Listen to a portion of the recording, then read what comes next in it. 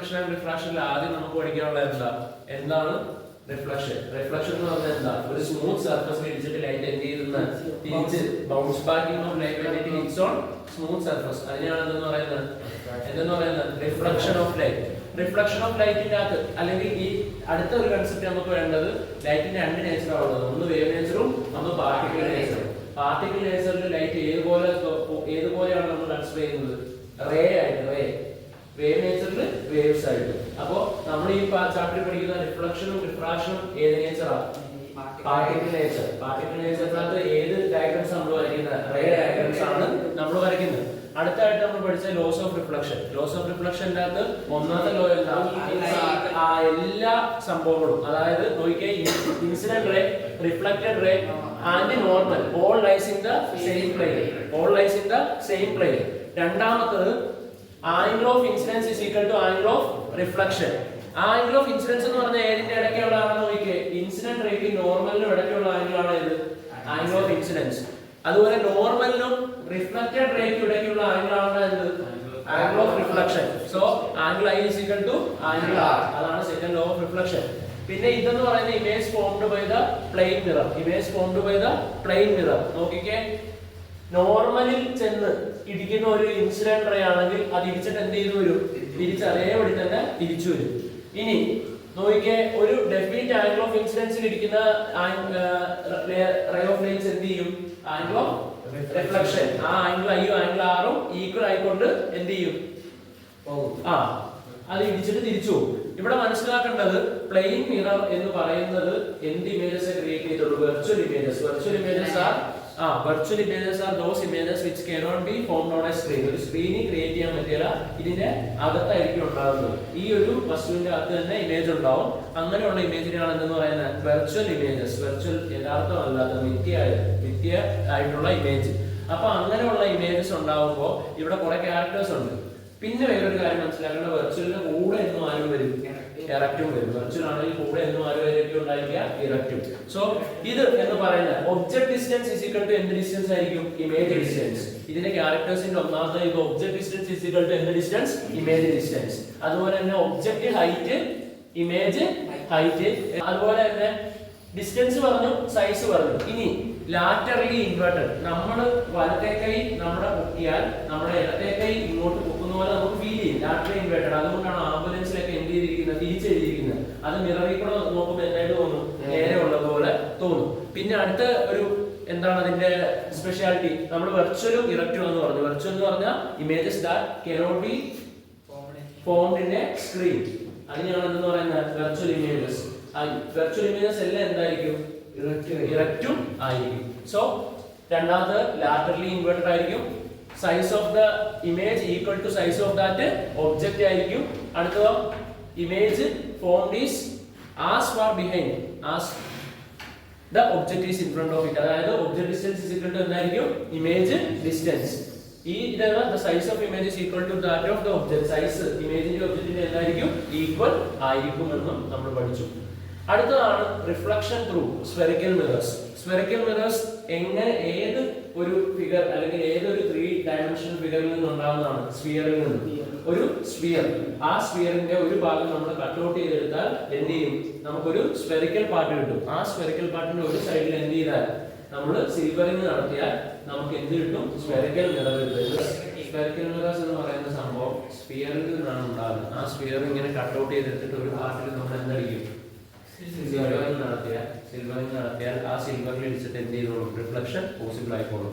ഏതെങ്കിലും ഒരു മിററിന്റെ, സ്ഫെറിക്കൽ മിററിന്റെ എന്താ റിഫ്ലക്റ്റിംഗ് സർഫസ് കെയർഡ് ഇൻവേർട്സ് ആണെങ്കിൽ അതിനെ എന്തെന്ന് വിളിക്കും? കോൺകേവ് എന്നും. ഏതെങ്കിലും ഒരു മിററിന്റെ റിഫ്ലക്റ്റീവ് സർഫസ് കെയർഡ് ഔട്ട്വേർഡ്സ് ആണെങ്കിൽ, പുറത്തോട്ട് തള്ളിയിരിക്കുന്ന ഒരു റിഫ്ലക്റ്റിംഗ് സർഫസ് ഉണ്ടെങ്കിൽ അതിനെ കോൺവെക്സ് മിറർ എന്നും വിളിക്കും. നമ്മുടെ സ്പൂണൊക്കെ പോലെ സ്പൂണിൽ നമ്മൾ ആ കോരുന്ന ഭാഗം ഏതായിട്ട് ഏത് സർഫസാ? ചാറിന്റെ കോരി എടുക്കുന്ന അത് കോൺകേവ് സർഫസും അതിന്റെ അപ്പുറത്തെ ഭാഗം ഏതാ? കോൺവെക്സ് സർഫസും ആണ്. നോക്കിയാൽ റിഫ്ലക്റ്റിംഗ് സൈഡ് കേർവ്ഡ് ഇൻവേർട്സ് ആണെങ്കിൽ എന്താണത്? കോൺകേവും. റിഫ്ലക്റ്റിംഗ് സൈഡ് കേർവ്ഡ് ഔട്ട്വേർഡ്സ് ആണെങ്കിൽ അത് എന്താണ്? കോൺവെക്സും ആണ്. നോക്കിയാൽ ഇത് സിൽവറിംഗ് ആണ്. ഈ കാണിച്ചിരിക്കുന്നത് എന്താ? സിൽവറിംഗ് ആണ്. അതിന്റെ തൊട്ടപ്പുറത്തെ സർഫസ് ആണ് ഏത്? Reflecting surface. Reflecting surface curved inwards ആണെങ്കിൽ എന്താ? Concave. Reflecting surface curved outwards ആണെങ്കിൽ കോൺവെക്സും ആണ്. അപ്പൊ അങ്ങനെ രണ്ട് ടൈപ്പ് സ്ഫെറിക്കൽ മിറേഴ്സ് ആണ് ഉള്ളത്. ഒന്ന് കൺവേർജിങ്ങും ഒന്ന് ഡൈവേർജിങ്ങും ആണ്. കോൺവെക്സ്. ഇനി എന്തുകൊണ്ട് ഇവരെ കൺവേർജിങ് എന്ന് വിളിക്കുന്നു? കാരണം ലൈറ്റ് റേസിനെ ഒരു പോയിന്റിലേക്ക് അവർക്ക് കൂട്ടിമുട്ടിപ്പിക്കാൻ പറ്റും. So concave is said to be as converging. And convex mirror അവർക്ക് ഒരിക്കലും ലൈറ്റിനെ എന്ത് ചെയ്യാൻ പറ്റില്ല? ഒരു പോയിന്റിലേക്ക് യഥാർത്ഥമായിട്ട് ഫോക്കസ് ചെയ്യാൻ പറ്റില്ല. റിയൽ ആയിട്ട് എന്ത് ചെയ്യാൻ പറ്റില്ല? ഒരു ലൈറ്റ് റേനെ എന്ത് ചെയ്യാൻ പറ്റില്ല? ഫോക്കസ് ചെയ്യാൻ പറ്റില്ല. അതുകൊണ്ട് അവരെ എന്തെന്ന് വിളിക്കുന്നു?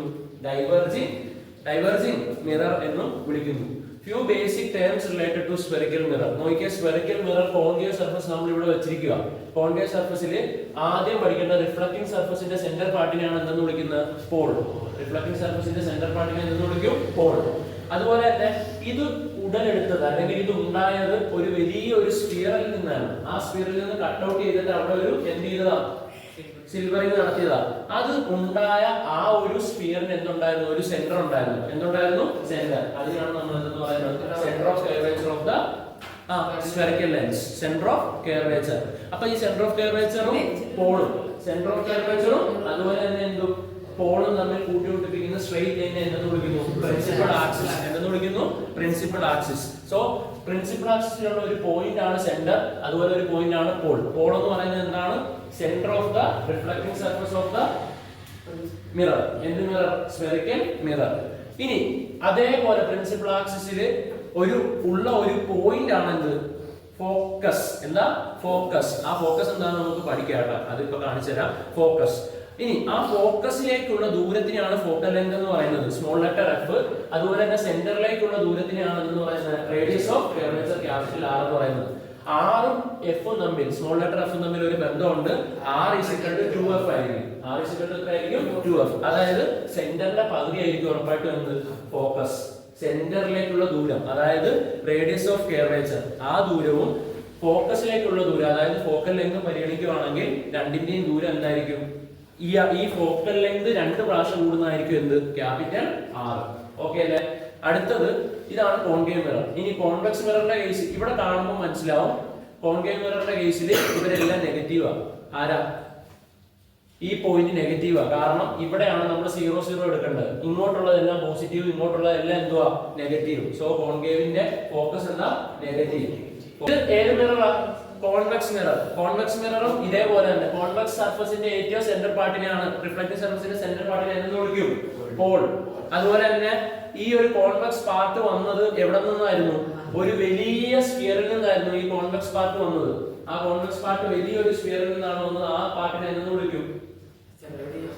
റേഡിയസ് ഓഫ് കർവേച്ചർ എന്നാണോ? അല്ല, സെന്റർ ഓഫ് കർവേച്ചർ. ആ സെന്റർ ഓഫ് കർവേച്ചറിലേക്കുള്ള ദൂരത്തിനെയാണ് എന്ന് വിളിക്കുന്നത് റേഡിയസ് ഓഫ് കർവേച്ചർ.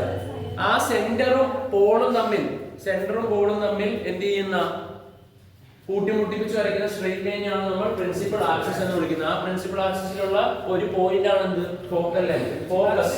ആ ഫോക്കസിലേക്കുള്ള ദൂരത്തിനാണ് നമ്മൾ എന്ന് പറയുന്നത് ഫോക്കൽ ലെങ്ത്. എന്നാ വിളിക്കുന്നത്? Focal length. കോൺവെക്സിന്റെ കേസിൽ എല്ലാം എവിടെയായിരിക്കും? വലത്തെ സൈഡിലായിരിക്കും. കോൺവെക്സിന്റെ സൈഡിൽ എല്ലാം വലത്തെ സൈഡിലായിരിക്കും കോൺവെക്സിന്റെ കേസിൽ. അപ്പൊ ഫോക്കൽ ലെങ്ത് അതുപോലെ തന്നെ റേഡിയസ് ഓഫ് കർവേച്ചർ എല്ലാം പോസിറ്റീവ് ആയിരിക്കും. കാരണം സൈൻ കൺവെൻഷൻ വെച്ച് നോക്കുമ്പോൾ ഇത് 0 0 ആണ്. അതായത് 0 0. വലത്തോട്ടുള്ള എല്ലാം എന്തായിരിക്കും? വലത്തോട്ടുള്ള എല്ലാം പോസിറ്റീവ് ആയിരിക്കും. ഇനി അടുത്ത് നമുക്ക് പഠിക്കാനുള്ളത് അതാണ്. ഇവിടെ നമ്മൾ എക്സ്പ്ലെയിൻ ചെയ്ത കാര്യങ്ങളാണ് ഇവിടെ ഉള്ളത്. എന്താണ് ഒരു കോൺകേവ് മിററിന്റെ ഫോക്കസ് എന്ന് ചോദിച്ചാൽ പറയേണ്ടത് ഫോക്കസ് അല്ലെങ്കിൽ ഫോക്കൽ പോയിന്റ് അല്ലെങ്കിൽ പ്രിൻസിപ്പൽ ഫോക്കസ് എന്ന് പറഞ്ഞാൽ ചോദിച്ചാൽ നമ്മൾ എഴുതേണ്ടത് പാരലൽ ലൈറ്റ് റേസ് എല്ലാം റിഫ്ലക്ഷന് ശേഷം ഇടിച്ചിട്ട് റിഫ്ലക്ട് ചെയ്തിട്ട് തിരിച്ചു പോകും. ആ തിരിച്ചു പോകുന്ന ഇതിലൂടെ ആയിരിക്കും ഒരു കോമൺ പോയിന്റിലൂടെ. Parallel light rays full concave മിററിൽ ഇടിച്ചിട്ട് തിരിച്ചു പോകുന്ന ആ ഒരു പോയിന്റിനെയാണ് എന്ന് പറയേണ്ടത് ഫോക്കൽ പോയിന്റ്. ആ ഫോക്കൽ പോയിന്റിലേക്കുള്ള ദൂരത്തിനാണ് ഫോക്കൽ ലെങ്ത് എന്ന് പറയുന്നത്. നോക്കിക്കേ, എന്താണ് ഫോക്കൽ പോയിന്റ് ഓഫ് കോൺകേവ് എന്ന് ചോദിച്ചാൽ ആൻസർ പറയേണ്ട പാരലൽ ലൈറ്റ് റേസ് എല്ലാം ഇടിച്ചിട്ട് തിരിച്ചു പോകും. റിഫ്ലക്ട് ചെയ്തിട്ട് തിരിച്ചു പോകും. Angle of incidents angle of reflection ആയിട്ട് പോകും. ആ പോകുന്ന എല്ലാം ഇതിലൂടെ ആയിരിക്കും കടന്നു പോകുന്നത് ഫോക്കസിൽ കൂടെ. അതിനാണ് principal focus of concave mirror എന്ന് പറയുന്നത്. അതുപോലെ തന്നെ what is mean by principal focus of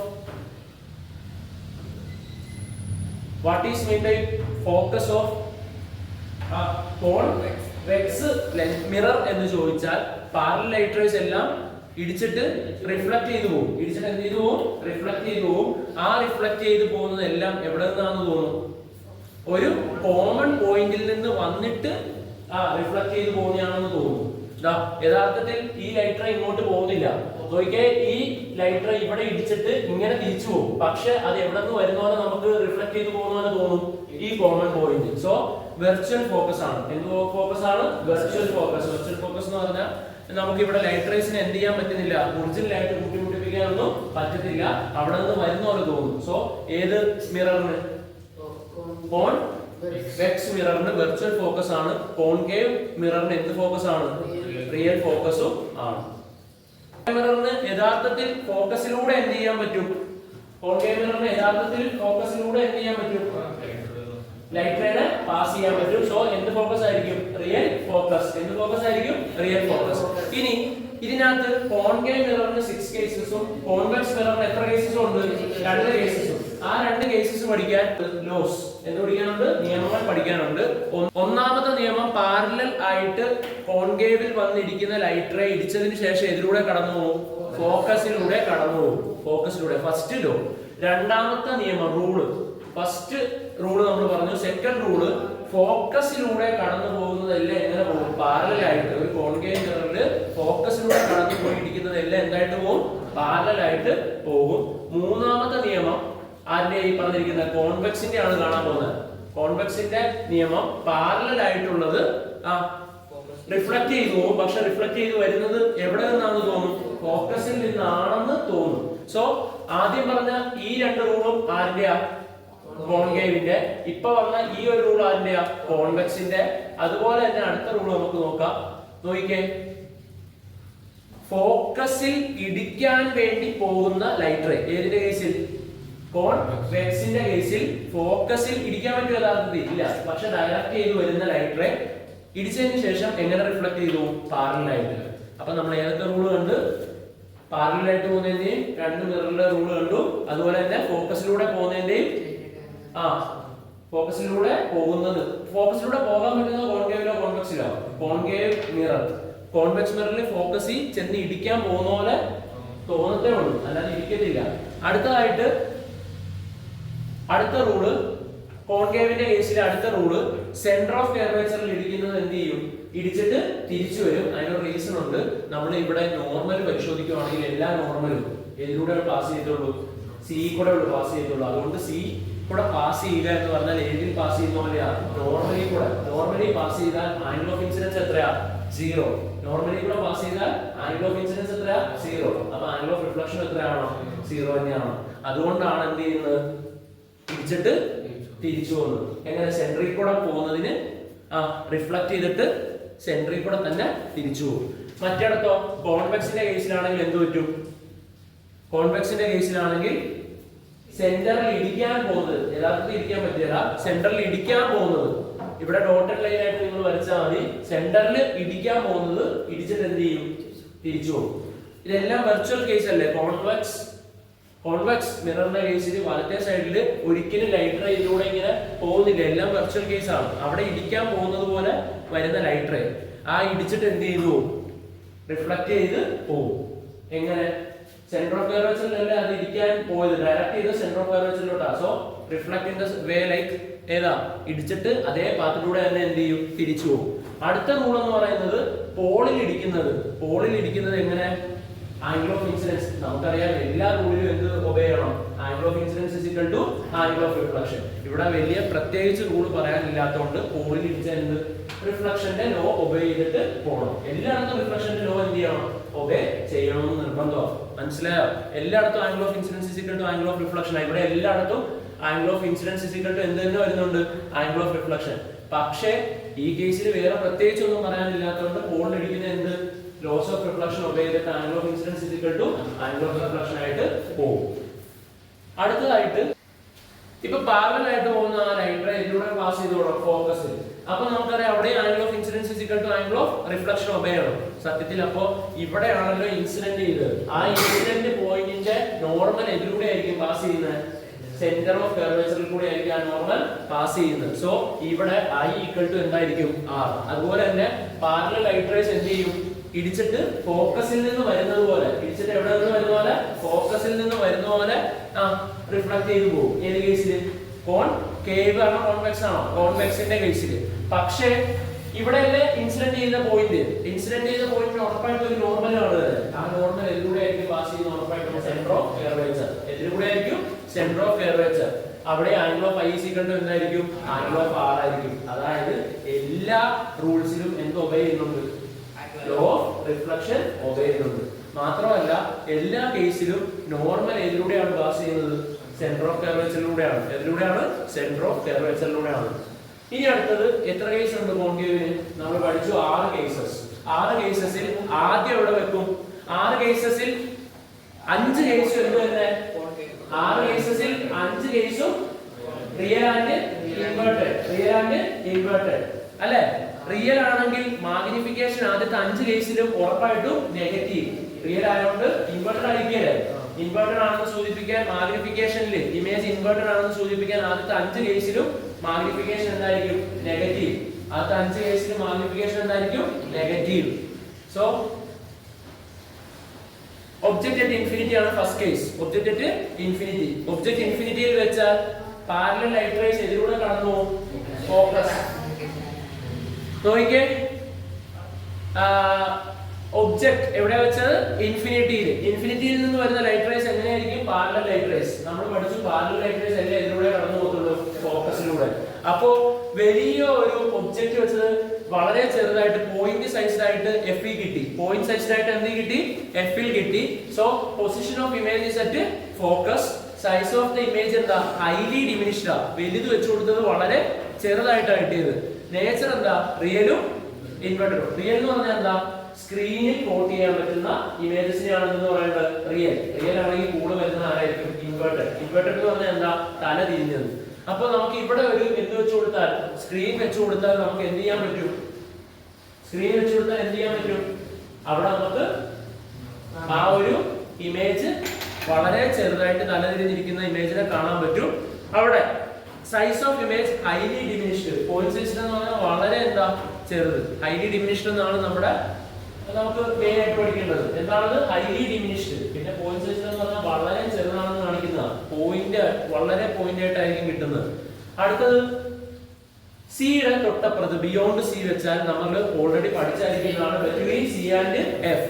between C and എഫിന്റെ കേസിൽ ആദ്യം ഏറ്റവും ചെറുതായിരുന്നു. ഇനി ഇമേജിന്റെ സൈസ് ഇച്ചിരി എന്ത് ചെയ്യും? വലുതാവും. കുറച്ച് എന്ത് ചെയ്യും? വലുതാവും. So this is beyond C.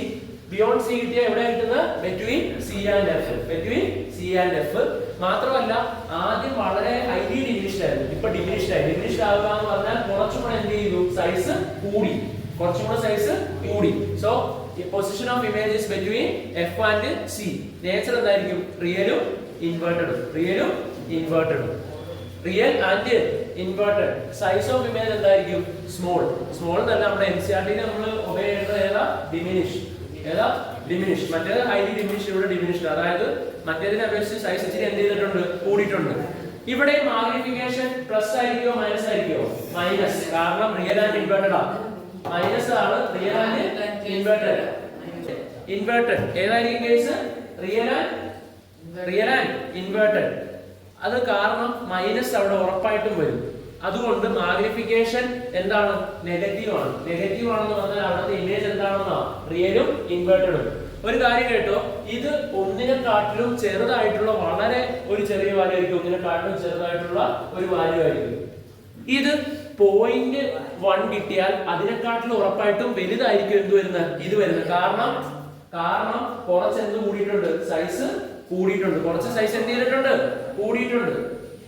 കുറച്ച് സൈസ് എന്ത് ചെയ്തിട്ടുണ്ട്? കൂടിയിട്ടുണ്ട്. അതുകൊണ്ട് ഇവിടെ മാഗ്നിഫിക്കേഷന്റെ വാല്യൂ 1നെക്കാട്ടിലും എന്തായാലും കുറവായിരിക്കും. പക്ഷെ ആദ്യത്തെ കേസിനെക്കാട്ടിലും കുറച്ച് മാഗ്നിഫൈഡ് ആയിരിക്കും. കാരണം ഒബ്ജക്റ്റ് വെച്ചു കൊടുത്തതിനെക്കാട്ടിലും ഇമേജിന്റെ സൈസ് എന്ത് ചെയ്യും?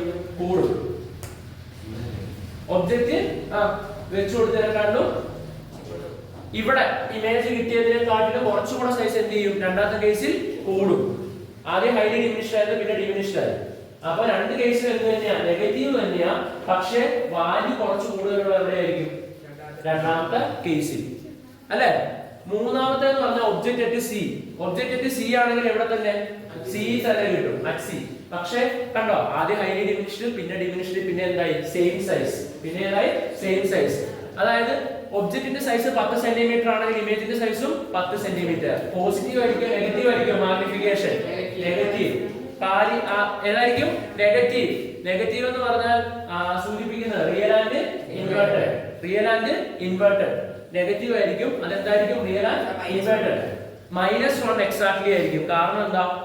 -1 എന്ന് പറഞ്ഞാൽ എന്താ? ഒബ്ജക്റ്റിന്റെ സൈസും ഇമേജിന്റെ സൈസും സെയിം ആയിരുന്നു. 1നെക്കാളും കുറവെന്ന് പറഞ്ഞാൽ എന്താ അർത്ഥം? ഒബ്ജക്റ്റ് വലുതും ഇമേജ് ചെറുതും. 1നെക്കാളും കൂടുതലാണ് മാഗ്നിഫിക്കേഷൻ. അർത്ഥം എന്താ? ഒബ്ജക്റ്റ് ചെറുതും ഇമേജ് ഉണ്ടായാൽ അതിനെക്കാട്ടിലും വലുതുമാണെന്നാണ് അതിന്റെ അർത്ഥം. ഇനി അടുത്ത കേസിൽ 1നെക്കാട്ടിലും വലുതാവും. എവിടെ വെച്ച്? Between C and F.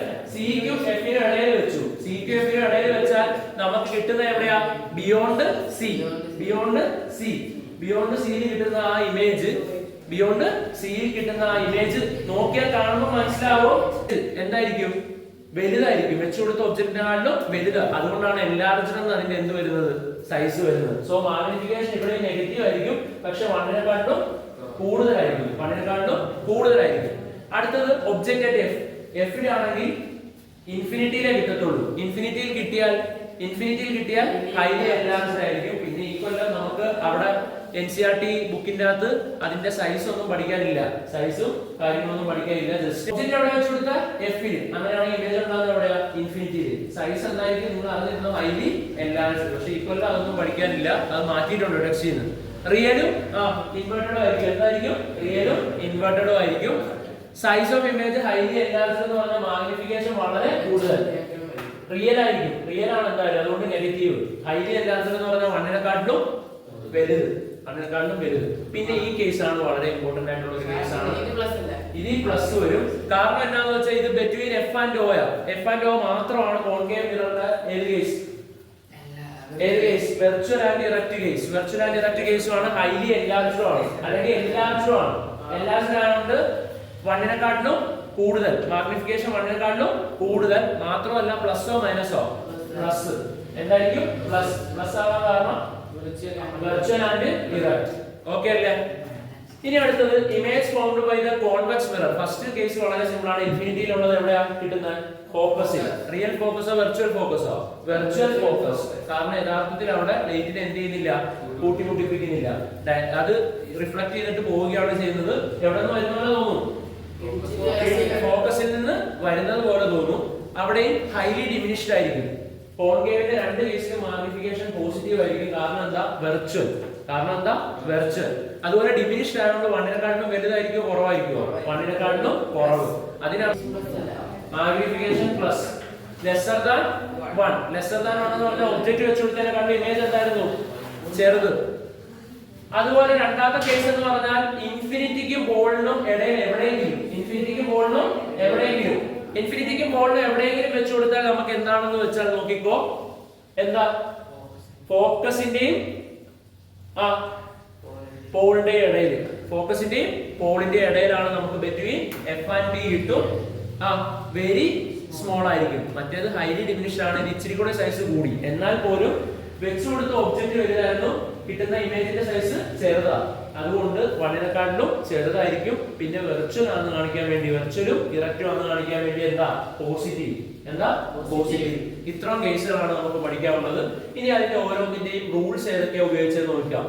First കേസിൽ ഉപയോഗിച്ച റൂൾ ഏതാ? പാരലൽ ലൈറ്റിലെ എവിടെ കടന്നു പോകുള്ളൂ? ഫോക്കസിലൂടെ. സെക്കൻഡ് റൂൾ ഏതാ ഉപയോഗിച്ചിരിക്കുന്നത്? ഈ സെക്കൻഡ് കേസ് ക്രിയേറ്റ് ചെയ്യാൻ വേണ്ടി ഉപയോഗിച്ച റൂളുകൾ ഏതൊക്കെയാ? Parallel passes through focus and പോളിൽ കൂടി പോയത് ഇതിലൂടെ angle of incidence equal to angle of reflection ആയിട്ട് പോയി. പോൾ ഉപയോഗിക്കണമെന്നുണ്ടോ? ഇല്ല. നിങ്ങൾക്ക് വേണമെങ്കിൽ ഏതിൽ കൂടെ കടത്തിവിടാം?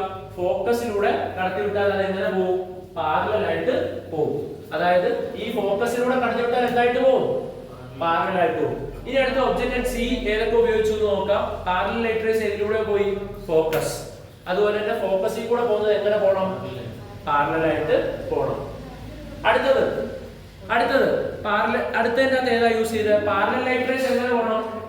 പാരലൽ ലൈറ്റ് റേസ് എങ്ങനെ പോകണം? ഫോക്കസിൽ കൂടെ പോകണം. പോളിൽ ഇടിക്കുന്നത് ഇടിച്ചിട്ട് angle of incidence equal to angle of reflection ആയിട്ട് പോയി. അത് തന്നെ യൂസ് ചെയ്യണമെന്നുണ്ടോ? ഇല്ല. വേണമെങ്കിൽ നമുക്ക് സിയിലൂടെ പാസ് ചെയ്യേണ്ട ആ ഒരു ലൈറ്റ് റേ സി തന്നെ എന്ത് ചെയ്യും? ഇടിച്ചിട്ട് എന്ത് ചെയ്യും? പാസ് ചെയ്തു. അത് ഉപയോഗിക്കാം. അല്ലെങ്കിൽ ഫോക്കസിൽ കൂടെ പോകുന്ന ഇതിലൂടെ പാരലൽ ആയിട്ടും യൂസ് ചെയ്യാം. അഞ്ചാമത്തെ കേസിൽ ഉപയോഗിച്ച ഏതൊക്കെയാ? പാരലൽ ലൈറ്റ് റേസ് ഇതിലൂടെ കടന്നുപോയി.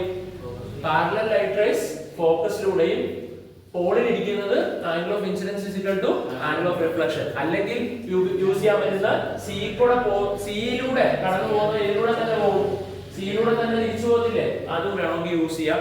ഏത് 4 റൂളിൽ ഏത് റൂൾ വേണമെങ്കിലും യൂസ് ചെയ്ത് 2 റൂള് മിനിമം യൂസ് ചെയ്യണം.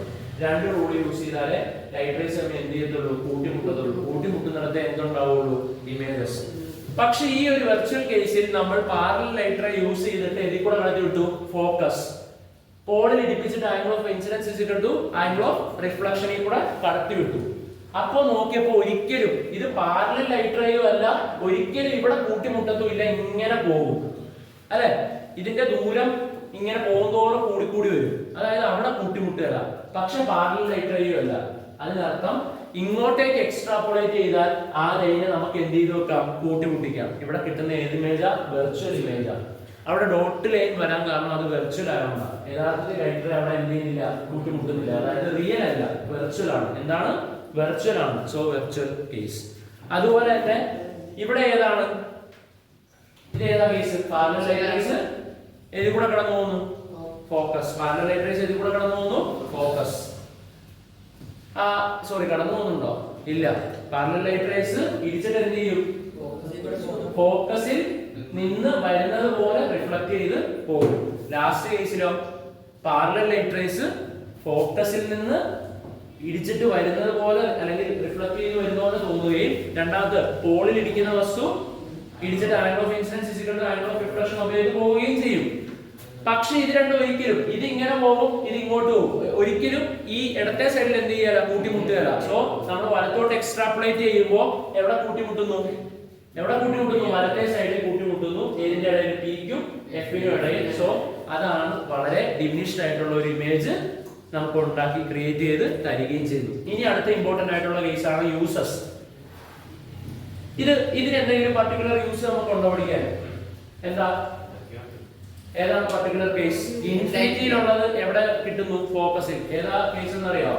സോളാർ കുക്കറിലൊക്കെ നമുക്ക് യൂസ് ചെയ്യാം. അതായത് സൺ എവിടെ നിൽക്കുന്ന പോലെയാണ് നമ്മൾ ഉദ്ദേശിക്കുന്നത് ഇൻഫിനിറ്റി. അത് എവിടെയാ ഇമേജ് ഫോം ചെയ്യുന്നത്? ഫോക്കസിൽ സണ്ണിന്റെ ഒരു ബ്രൈറ്റ് ഇമേജ് ഉണ്ടാവും. അപ്പൊ അത് സോളാർ കുക്കർ ക്രിയേറ്റ് ചെയ്യാൻ വേണ്ടി നമുക്ക് യൂസ് ചെയ്യാം. സിക്ക് വലിയ എന്ത് പഠിക്കാനില്ല, നമുക്ക് ആപ്ലിക്കേഷൻസ് പഠിക്കാനില്ല. അറ്റ് സിക്ക് ഒരു ആപ്ലിക്കേഷൻ ഉണ്ട്. നമുക്ക് എപ്പോഴെങ്കിലും ഒരു ഒബ്ജക്റ്റിന്റെ ഇമേജിന്റെ നീളം സെയിം ആയിട്ട് നമുക്ക് ഏത് ഉപയോഗിക്കാം? At C. അതായത് എപ്പോഴെങ്കിലും നമുക്ക് ഒരു വെർച്വൽ ആയിട്ടുള്ള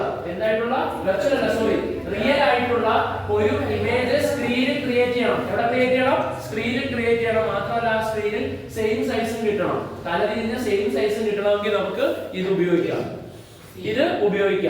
പിന്നെ ഇതിന് വലുതായിട്ട് നമുക്ക് ഉപയോഗങ്ങൾ പഠിക്കാനില്ല. ഏറ്റവും കൂടുതൽ ഉപയോഗമുള്ളവരാണ് ഇവൻ. എവിടെയാ? ഹെഡ്ലൈറ്റുകളിൽ ഫോക്കസിൽ എന്തിനെ വെച്ച് കൊടുത്താൽ മതി? ലൈറ്റിനെ വെച്ച് കൊടുത്താൽ നമുക്ക് ആ ലൈറ്റ് റേസിനെ ഇൻഫിനിറ്റി എന്ന് പറഞ്ഞാൽ വളരെ ദൂരത്തേക്ക് കൊണ്ടുപോകാൻ പറ്റും. ഏതാ? ഹെഡ്ലൈറ്റ്സ്. പിന്നെ ടോർച്ച് ലൈറ്റ്സ് അല്ലെ?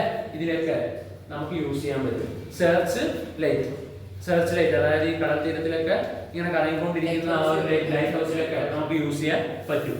അടുത്തത് ഇതിനും 2-3 നമുക്ക് പഠിക്കാനുണ്ട്. ഏതാ? നമ്മുടെ ഇവിടെ ഒരു പല്ല്, നമ്മുടെ ഡെന്റിസ്റ്റ് ഇവിടെ ഈ എഫിനും പിക്കും ഇടയ്ക്ക് ഒരു പല്ല് വെച്ച് കൊടുത്താൽ വലുതായിട്ട് ആ പല്ലിനെ ഏതിന്റെ അകത്ത് കാണാൻ പറ്റും? മിററിന്റെ അകത്ത് കാണാൻ പറ്റും. So dentist mirror. അതുപോലെ തന്നെ സാധാ പ്ലെയിൻ മിററിനെക്കാളും നല്ലതുപോലെ നമുക്ക് ഷേവിംഗ് മിറർ ആയിട്ട് യൂസ് ചെയ്യാൻ പറ്റുന്ന രീതിയാണ്. കാരണം നമുക്ക് വലുതായിട്ട് നമ്മുടെ മുഖം കാണാൻ പറ്റും. ഇവിടെ നമ്മുടെ എഫിനും പിക്കും ഇടയിൽ നമ്മുടെ മുഖം വെച്ച് കൊടുത്താൽ വലുതായിട്ട് വെർച്വൽ ആയിട്ട് നേരെയുള്ള ഒരു ഇമേജ് നമ്മുടെ മുഖത്തിന്റെ എവിടെ കിട്ടും? മിററിൽ കിട്ടും. So shaving mirror. പിന്നെയോ മേക്കപ്പ് മിറർ, മേക്കപ്പ് ഒക്കെ ഇടാൻ വേണ്ടി പ്ലെയിൻ മിററിനെക്കാളും നല്ലപോലെ യൂട്ടിലൈസ് ചെയ്യാൻ പറ്റും ഇത്. കാരണം എന്താ, എഫിനും പിക്കും ഇടയിൽ നമ്മൾ കൊണ്ട് മുഖം വെച്ച് കൊടുത്താൽ എന്ത് പറ്റും, വലുതായിട്ട് നമ്മുടെ മുഖം എന്ത് ചെയ്യാൻ പറ്റും, കാണാൻ പറ്റും. Shaving mirror, makeup mirror, dentist mirror. പിന്നെ നമുക്ക് ഇവന്റെ ഉപയോഗം പഠിക്കാനുള്ളത്, ഈ കേസിലെ ഉപയോഗം പഠിക്കാനില്ല, നമുക്ക് ഈ കേസിലാണ് ഉപയോഗം പഠിക്കാനുള്ളത്. ഈ കേസിലുള്ള ഉപയോഗം എന്താണെന്നറിയോ?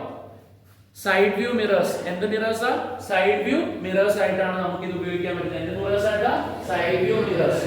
സൈഡ് വ്യൂ മിറേഴ്സ് ആയിട്ട് യൂസ് ചെയ്യുക എന്ന് പറഞ്ഞാൽ നമ്മുടെ പുറകിലുള്ള ട്രാഫിക്, വണ്ടിയുടെ പുറകിലുള്ള ട്രാഫിക് എല്ലാം നമുക്ക് എവിടെ കാണാൻ പറ്റും?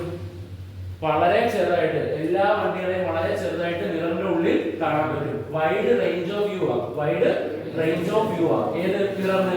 കോൺവെക്സ് മിററിന്. സോ അത് നമുക്ക് വളരെയധികം എന്ത് ചെയ്യാൻ പറ്റും, യൂട്ടിലൈസ് ചെയ്യാൻ പറ്റും. വണ്ടിയുടെ സൈഡ് വ്യൂ മിറർ ഏതാണെന്നപ്പോ കോൺവെക്സ് മിറർ.